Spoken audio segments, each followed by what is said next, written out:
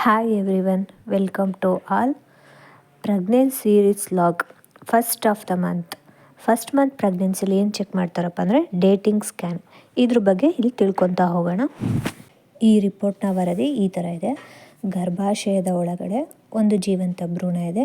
Yog sack 3.5 millimetre ಅಷ್ಟು ಅದ್ರ ಗಾತ್ರ ಇದೆ. ಹೃದಯ ಬಡಿತ ಪ್ರೆಸೆಂಟ್ ಇದೆ. 1 ನಿಮಿಷಕ್ಕೆ 118 ಬಾರಿ ಬಡಿಯುತ್ತೆ. 0.54 ಸೆಂಟಿಮೀಟರ್ ಅಷ್ಟು ಉದ್ದ ಇದೆ. ಟೋಟಲಿ 6 ವಾರ 2 ದಿನ ಆಗಿದೆ ಈ ಗರ್ಭಾವಧಿಗೆ. ಹೊಟ್ಟೆ ಒಳಗಡೆ ದ್ರವ ಸಂಗ್ರಹ ಆಗಿಲ್ಲ. ಯಾವುದೇ ರೀತಿ ಗಡ್ಡೆ ಕೂಡ ಇಲ್ಲ.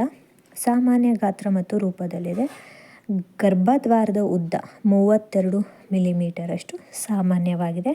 End of delivery date 16 May 2026 ಇದೆ. ಟೋಟಲ್ ರಿಸಲ್ಟು ಜೀವಂತವಾಗಿರೋ ಒಂದು ಮಗು ಇದೆ ಅಂತ ಹೇಳಿ ಸ್ಕ್ಯಾನಿಂಗ್ ಕನ್ಫರ್ಮ್ ಆಗಿದೆ. Thank you.